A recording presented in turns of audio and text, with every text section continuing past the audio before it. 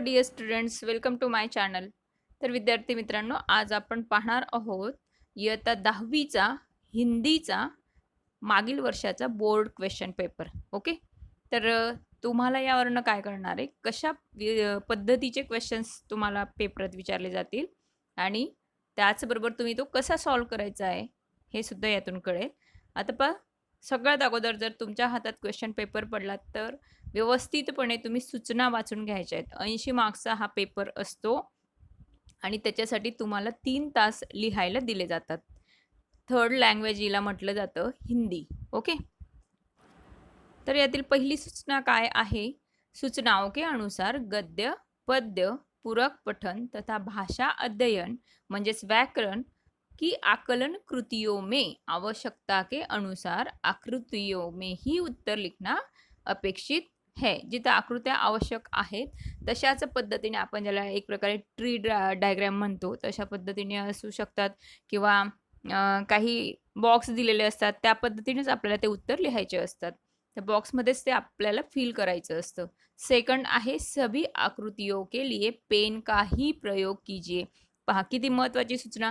बऱ्याच वेळा paper check करताना आमच्या असं लक्षात येतं की मुलं काही वेळेस काय करतात, पेन्सिलचा उपयोग करत असतात लिहिताना, तर ते तुमचे मार्क्स ग्राह्य धरले जाणार नाहीत.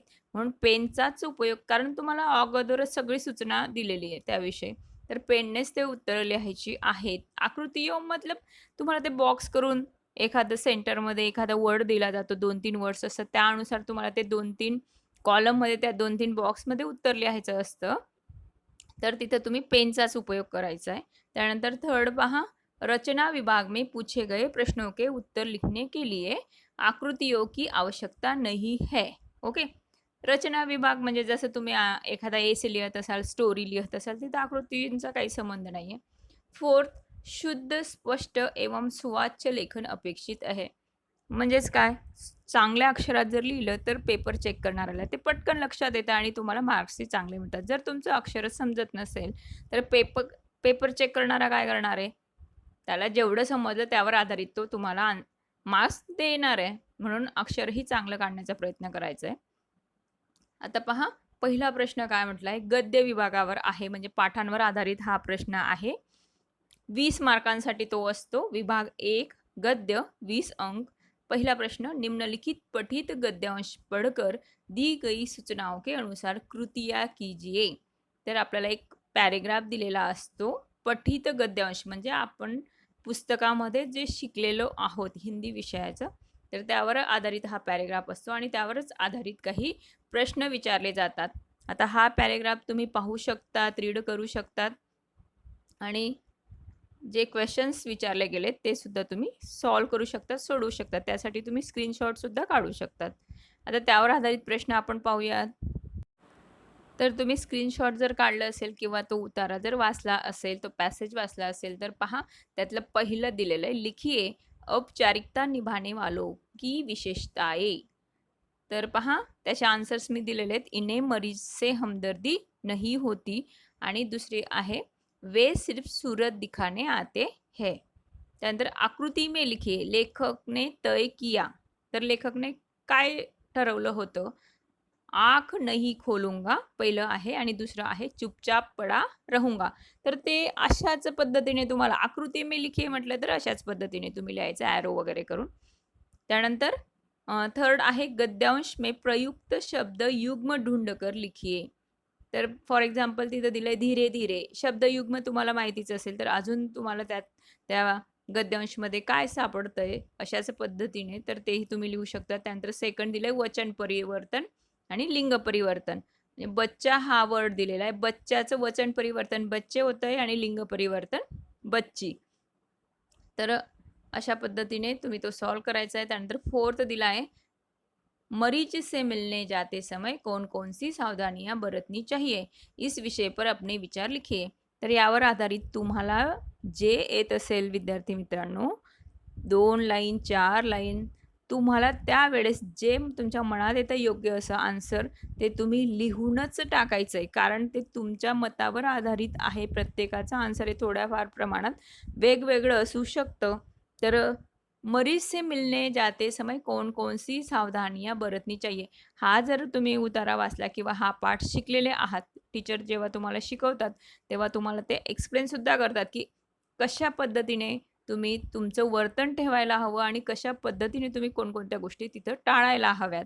जसं फॉर एक्झाम्पल तिथं कमी बोलायला हवं किंवा परत-परत तेच प्रश्न विचारू नयेत. म्हणजे भरपूर अशा गोष्टी आहेत. तर ते तुम्ही तुमच्या मतानुसार इथं आन्सरमध्ये लिहू शकतात.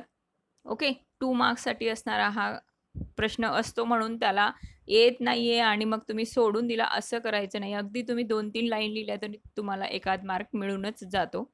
तर लिहिण्याचा प्रयत्न नक्कीच करायचा आहे. त्यानंतर त्याच प्रश्नामधला आ भाग पहा. निम्नलिखित पठित गद्यांश पढ़कर दी गई सूचनाओं के अनुसार कृतियाँ कीजिए. आता हा वेगळ्या पाठामधला तुमचा गद्यांश आहे, एक पॅसेज आहे. तर तो तुम्ही रीड करू शकतात आणि त्यानंतर पुढे जे काही प्रश्न दिलेले आहेत ते तुम्ही सॉल्व्ह करू शकतात. आता आपण वन बाय वन ते क्वेश्चन्ससुद्धा पाहणार आहोत. तर त्याच पॅसेजचा हा पार्ट अर्धा भाग तुम्हाला इथं रीड करायला मिळतोय. तर तुम्हाला स्क्रीनशॉट काढायचे असतील तरी काढू शकतात. ते प्रश्नसुद्धा पाहू शकतात. पहा त्यात काय म्हटलंय फर्स्टमध्ये आकृती में लिखिए. आकृती में लिखिए म्हटल्यावर आकृतीमध्ये लिहायचं आहे. आता सुहाग वाले गहने 2च दिलेले आहेत. मी तुम्हाला 3 लिहून दिलेले आहेत आता इथं. तर तुम्ही तसंही करू शकतात. बिछिया, टीका आणि नथुनी. त्यानंतर गद्यांश में प्रयुक्त शहरों के नाम. ह्या पॅसेजमध्ये जे जे शहरांची नावं आलेली त्यांची नावं तुम्हाला इथं लिहायची आहेत. जसं रामनगर, बहादूरगंज आणि मिर्जापूर. 2च विचारलेली आहेत. मी एक एक्स्ट्रा लिहून दिलेलं आहे. काही हरकत नाही. त्यानंतर नेक्स्ट निम्नलिखित वाक्य उचित क्रम लगाकर लिखिए. तर 3-4 सेंटेन्स दिलेले आहेत, वाक्य दिलेले आहेत. आता तुम्ही जर पॅसेज रीड केला तर तुमच्या लक्षात येईल अगोदर काय झालंय, त्यानंतर काय झालं. फॉर एक्झाम्पल अगोदर काय झालं होतं, 5 ग्राम सोने के गहने आना. त्यानंतर सेकंड काय झालं होतं, तर विदा होकर रामनगर आना. आणि त्यानंतर थर्ड मुह दिखाई में गहने मिले. म्हणजे मी तुम्हाला ते बरोबर सिक्वेन्सली लावून दिलेले आहेत. तुम्ही जर तो पॅसेज रीड केला तर तुमचे सिक्वेन्स लक्षात येणार आहे. त्यानंतर थर्ड पहा, वचन परिवर्तन करके लिखिए. म्हणजे एक वचन असेल तर ते अनेक वचनमध्ये लिहायचे. वचन परिवर्तन म्हणजे रिश्ता, रिश्ते, दीन, दीन, शादी, शादियाँ आणि मुसीबत, मुसीबते. आणि पहा त्याच गद्यांशावर आधारित 4th क्वेश्चन आहे, जो पर्सनल रिस्पॉन्स म्हणून आपण समजून घेतो की तुम्हाला तुमच्या मतानुसार त्याचं उत्तर लिहायचं असतं. पारिवारिक सुख दुख में प्रत्येक का सहभाग इस विषय पर 25 से 30 शब्दों में अपने विचार लिखिए. म्हणजे 25-30 शब्दांचं उत्तर तुम्हाला इथं लिहायचं आहे. 25 ते 30 शब्द. तर यात तुमच्या मताने तुम्ही ते लिहायचंय. त्यानंतर ई भाग पहा. निम्नलिखित अपठित गद्यांश पढ़कर दी गई सूचनाओं के अनुसार कृतियाँ कीजिए. म्हणजे हा तुमच्या अभ्यासाला नव्हता. हा जो पॅसेज आहे, गद्यांश आहे, तो अभ्यासाला नाहीये. अपठित म्हटलं गेलेलं आहे, ज्याला आपण अनसीन पॅसेज म्हणतो तशाच पद्धतीने. तर हा पॅसेज तुम्ही स्क्रीनशॉट काढून घ्या आणि त्यावर आधारित क्वेश्चनसुद्धा पाहू शकतात. तर पहा पहिला प्रश्न आहे, संजाल पूर्ण कीजिए. बापू की अटपट वाणी की विशेषताएं. तर पहा फर्स्ट होतं, बोल हृदय में घुल जाते थे, उनका हृदय बोलता था, उनकी साधना बोलती थी, उनका व्यक्तित्व बोलता था. अजून 1-2 तुम्हाला आढळणार आहेत अशी विशेषता आहेत अजून त्यात. तर ते सुद्धा तुम्ही लिहू शकतात. त्यानंतर सेकंड पहा, वाणी का महत्व इस विषय पर 25 से 30 शब्दों में अपने विचार व्यक्त कीजिए. वाणी का महत्व ह्या विषयावर तुम्हाला 25 ते 30 शब्दामध्ये तुमच्या मतानुसार उत्तर लिहायचं आहे. तर विभाग 1 आपला तिथं पूर्ण झालाय. गद्यांशावर आधारित सीन आणि अनसीन पॅसेज, पठित आणि अपठित गद्यांश तिथं होते. आता आपण विभाग 2 मध्ये पद्य पाहणार आहोत. म्हणजे कवितांवर आधारित प्रश्न इथं येतील आणि 12 मार्क्ससाठी हा प्रश्न असणार आहे, हा विभाग असणार आहे. त्यानंतर सेकंड पहा, निम्नलिखित पठित पद्यांश पढ़कर दी गई सूचनाओं के अनुसार कृतियाँ कीजिए. तर तुम्ही ही पोयम म्हणजेच ही कविता तुम्ही अभ्यासली आहेच. त्यातला पहिला प्रश्न पहा, पद्यांश में आए जलस्रोत, त्यांची नावं लिहायची आहेत, जसं बरशही आणि नदी, तलावा आणि सरिता. त्यानंतर सेकंड, निम्न शब्दों के लिए पद्यांश में प्रयुक्त समानार्थी शब्द लिखिए. तर ह्याच पद्यांशमध्ये आलेले शब्द, समानार्थी शब्द आपल्याला इथं लिहायचे आहेत. पहा, गगन म्हणजे नभ, पर्वत, गिरी, बिजली, दामिनी आणि चपला हे सुद्धा वर्ड तिथं आहे, आणि दुष्ट म्हणजे खल.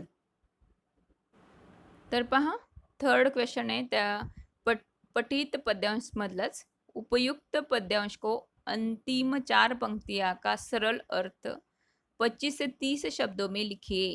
म्हणजे 25 ते 30 शब्दामध्ये ज्या 4 ओळी आहेत, अंतिम म्हणजे शेवटच्या 4 ओळी आहेत, त्यांचा अर्थ तुमच्या भाषेत म्हणजेच हिंदीमध्येच लिहायचे. ओके. त्यानंतर त्यातलाच आ भाग पहा, निम्नलिखित पठित पद्यांश पढ़कर दी गई सूचनाओं के अनुसार कृतियां कीजिए. तर ही सुद्धा पोयम तुम्हाला अभ्यासाला होतीच, तर ती पाहून घ्या. चरित थे पुत भुजा में शक्ती, नम्रता रही सदा संपन्न. तर तुम्हाला ही अभ्यासाला असलेली पोयम, त्यातला पहिला प्रश्न पहा, 2 मार्क्ससाठी, उचित जोडिया मिलाकर लिखिए, म्हणजे जोड्या लावायच्या आहेत. हृदय, तेज, भुजा, शक्ती, संचय, दान, अतिथी, देव. त्यानंतर त्याच पद्यांशावर आधारित सेकंड, उपसर्ग और प्रत्यय लगाकर नए शब्द लिखिए.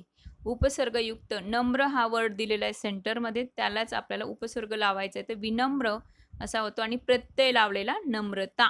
ओके. नंतर सेकंड पहा, निम्न शब्दों के लिए पद्यांश में आए विलोमार्थी शब्द लिखिए, म्हणजेच विरुद्धार्थी शब्द आपल्याला इथं लिहायचे होते. अज्ञान ज्ञान आणि दानव देव.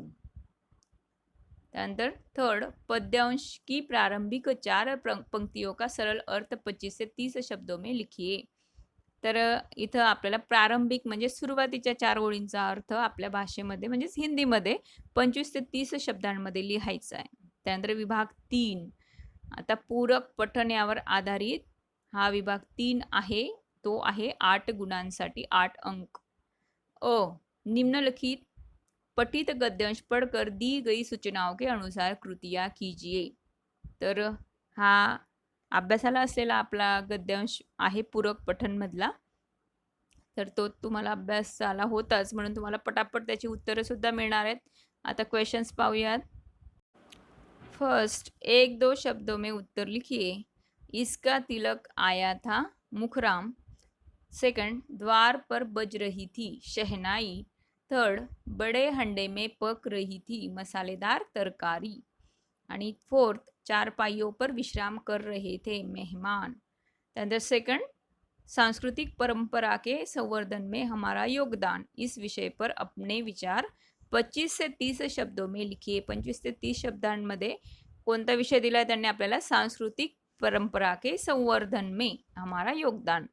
यावर तुम्हाला तुमची मतं मांडायची आहेत. म्हणजे आपण काय काय करायला पाहिजे, आपलं योगदान कशा पद्धतीने द्यायला हवं त्या सांस्कृतिक परंपराच्या संवर्धनासाठी. तर तुमचं मत इथं तुम्हाला मांडायचं आहे. त्यानंतर नेक्स्ट, निम्नलिखित पठित पद्यांश पढ़कर दी गई सूचनाओं के अनुसार कृतियां कीजिए. तर ही पोयम सुद्धा तुम्हाला अभ्यासाला आहेच, तर त्यावर आधारित प्रश्न पाहिजेत. घना अंधेरा चमकता प्रकाश और अधिक करते जाओ, पाने को मत सोचो जीवन सारा. तर ही पोयम पहा आणि त्यावर आधारित क्वेश्चन सुद्धा पाहूयात. त्यातला पहिला प्रश्न, ऐसे प्रश्न तयार कीजिए जिनके उत्तर निम्न शब्द हो. 2 मार्क्ससाठी असणारा हा प्रश्न.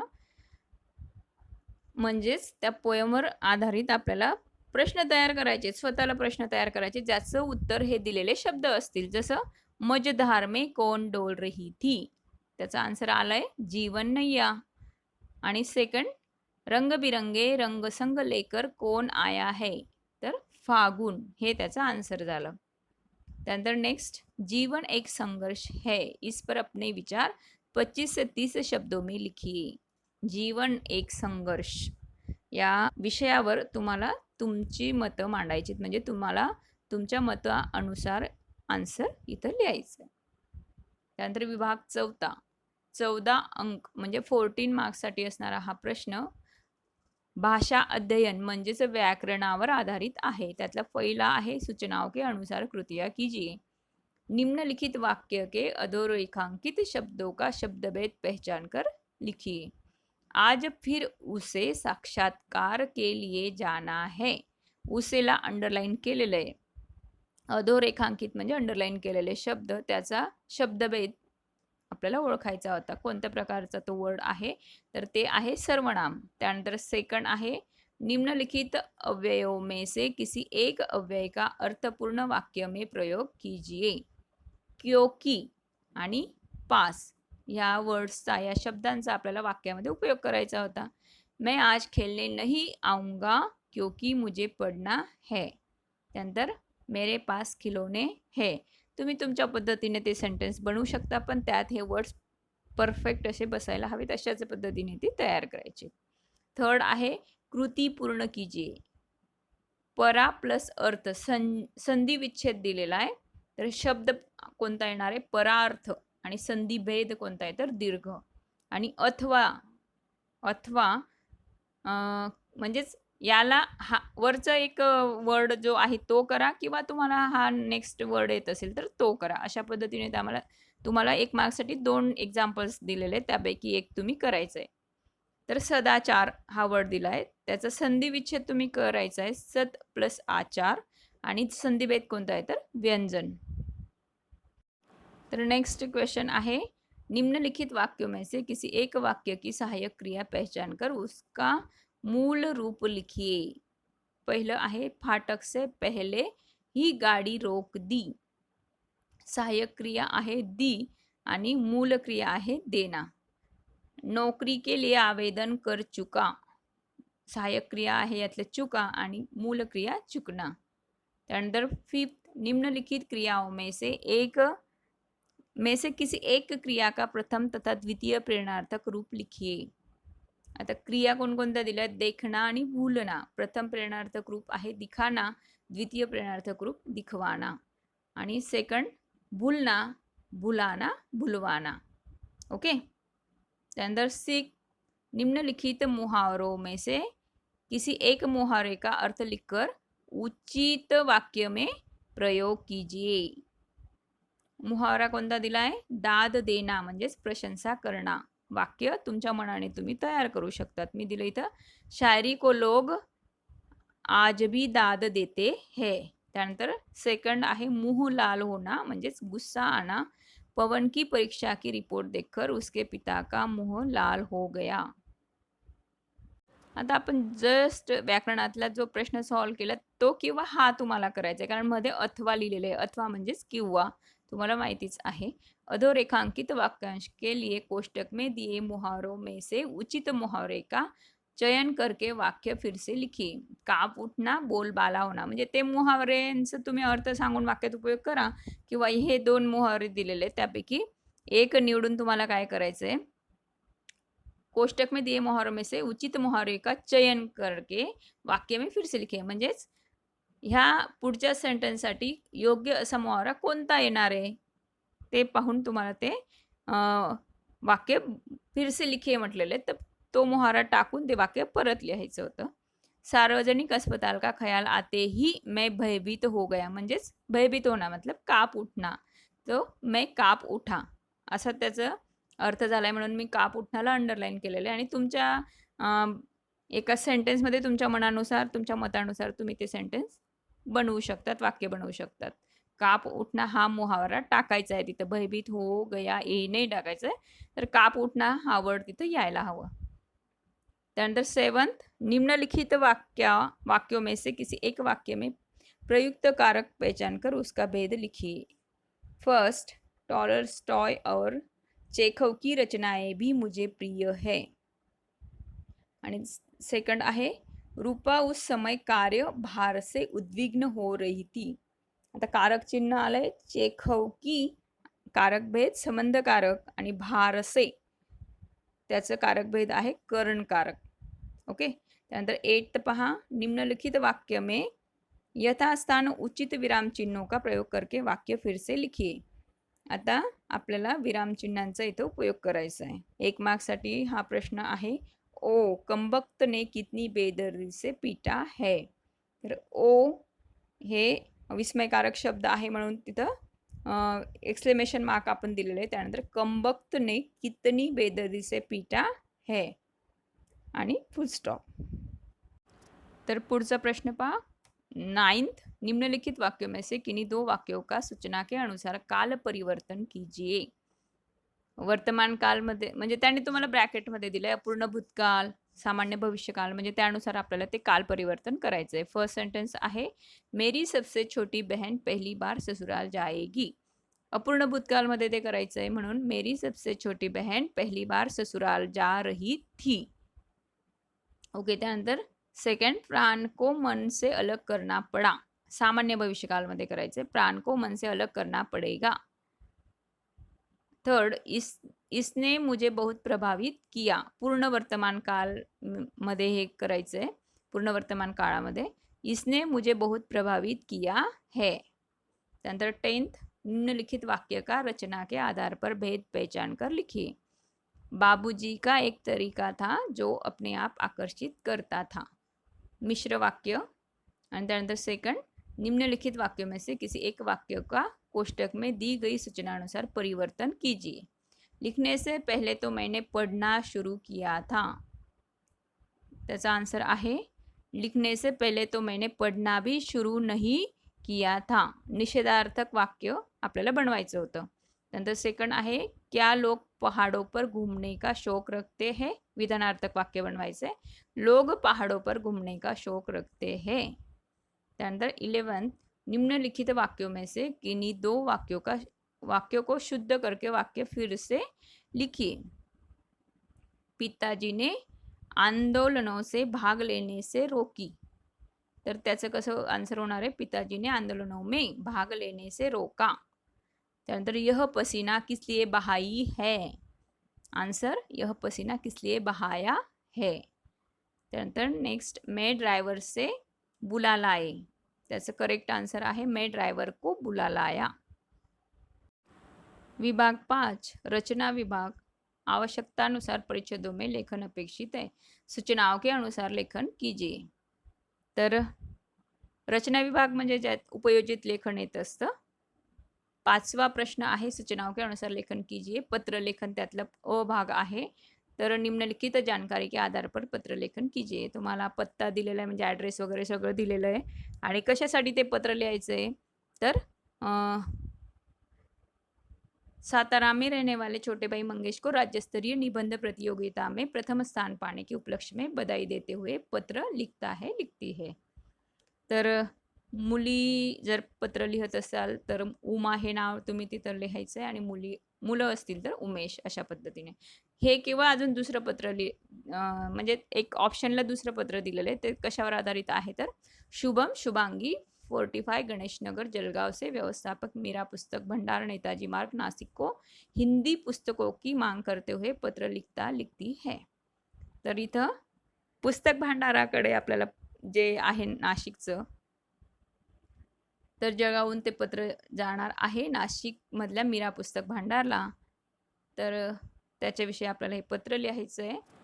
सेकंड पहा निम्नलिखित गद्यांश पढ़कर ऐसे 4 प्रश्न तैयार कीजिए जिनके उत्तर गद्यांश में एक वाक्य में हो. तर खूप सोपा असा प्रश्न आहे. हा गद्यांश वाचून घ्यायचा आणि त्यावर आधारित आपल्याला 4 क्वेश्चन्स तयार करायचे आहेत. फर्स्ट मी इथं तयार करून दिलाय सर CV वेंकटरमन को किसके खोज के लिए जाना जाता है. तर कशाची खोज केली होती रमण प्रभाव तुमच्या लक्षात येणार आहे. तर असे 4 प्रश्न तुम्हाला इथं तयार करायचे. एक प्रश्नाच्या उत्तरासाठी 1 मार्क म्हणजे अगदी सोपा असा प्रश्न असतो.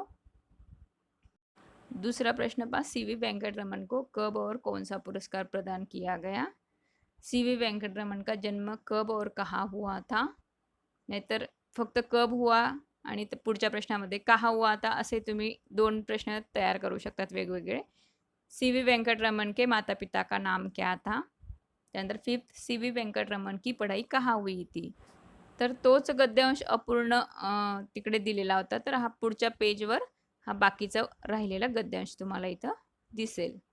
तर तो रीड करून तुम्ही असे 4 प्रश्न तयार करू शकतात. त्यानंतर पुढचा प्रश्न आहे वृत्तांत लेखन आ भागामधला. नेताजी विद्यालय औरंगाबाद में मनाए गए स्वच्छता अभियान का 60 से 80 शब्दों में वृत्तांत लेखन कीजिए. वृत्तांत में स्थल, काल, घटना का उल्लेख होना अनिवार्य है. म्हणजे स्थल, काल आणि घटना या सगळ्यांचा उल्लेख तिथं तुम्ही करायलाच हवा. तर पहा, वृत्तांत लेखन करा किंवा कहाणी लेखन करा. निम्नलिखित मुद्दों के आधार पर 70 से 80 शब्दों में कहानी लिखकर उचित शीर्षक दीजिए तथा सीख लिखिए. मोहन और माता पिता, सुखी परिवार, मोहन हमेशा मोबाइल पर कान में ईयरफोन, माता पिता का मना करना, मोहन का ध्यान न देना, सड़क पार करना, कान में ईयरफोन, दुर्घटना और सीख. तर तुम्ही स्वतःच्या मनाने सुद्धा खूप छान अशी स्टोरी तयार करू शकतात. अशा पद्धतीचं जर कहाणी लेखन असलं तर तुम्ही निश्चितच ते पूर्ण करायला हवं. तुमच्यासाठी खूप सोपं आहे. थोडा विचार करायचा त्या पॉईंट्सवर आणि ॲटोमॅटिकली तुमच्या मनाने ती कहाणी तयार करायची असते. विज्ञापन लेखन सेकंड आहे. निम्नलिखित जानकारी के आधार पर 50 से 60 शब्दों में विज्ञापन तयार कीजिए. निर्मल सॅनिटायझरवर तुम्हाला हे विज्ञापन तयार करायचं आहे आणि काही पॉईंट्स दिलेले आहेत. विषाणू से रक्षा, भारत में निर्मित, संपर्क व पता, विभिन्न रंग और गंध, हे सगळे पॉईंट्स त्यात तुम्हाला येऊ द्यायचे आहेत. आणि त्यानंतर तुमचा लास्ट क्वेश्चन, निबंध लेखन. निम्नलिखित विषयों में से किसी एक विषय पर 80 से 100 शब्दों में निबंध लिखिए. मेरा प्रिय त्योहार, यावरही तुम्ही भरपूर असं काही लिहू शकतात. भरपूर असे सण आपण साजरे करत असतो. कोणताही तुम्हाला जो आवडत असेल त्यावर तुम्ही हा एसे निबंध लिहायचा आहे. सेकंड, नदी की आत्मकथा. तर आपण पाहतोच नदीमध्ये किती कुठून कुठून ते नदीचं जल प्रदूषित केलं जातं. त्यानंतर नदीच्या पाण्याचा कशा कशा पद्धतीने आपण उपयोग करत असतो आणि आपण त्याचं संवर्धन म्हणजे ते कसं वाचवायला हवं पाणी वगैरे आणि आपण ते कसं स्वच्छ ठेवायला हवं, ह्या सगळ्या गोष्टी तुम्ही यात ॲड करू शकतात. आणि जणू काही नदी बोलत आहे, तिला कोणकोणत्या गोष्टी नको आहेत, कोणकोणत्या चांगल्या गोष्टी आवडतात तिला, ते तुम्ही इथं लिहू शकतात. त्यानंतर थर्ड आहे, यदि मैं अध्यापक होता. म्हणजेच काय, तर तुम्ही जर शिक्षक असते तर तुम्ही काय केलं असतं. तर तुमच्या मतानुसार तुम्हाला हा एसे लिहायचा आहे. तर तुम्हाला 80 ते 100 शब्दापर्यंत हा एसे लिहायचा आहे आणि तो आहे 7 मार्क्ससाठी. तर विद्यार्थी मित्रांनो, तुम्हाला हे क्वेश्चन पेपर पॅटर्न समजलंच असेल हिंदीचं. तुम्हाला माझी जर व्हिडिओ आवडली असेल तर नक्कीच चॅनलला सबस्क्राईब करा. त्याचबरोबर व्हिडिओला लाईक करा, फ्रेंड्ससोबत ती शेअर करा आणि तुम्ही जर माझ्या चॅनलवर न्यू असाल तर चॅनलला सबस्क्राईबही करा. चला तर मग भेटूया पुढच्या व्हिडिओमध्ये. तोपर्यंत बाय बाय. Thank you.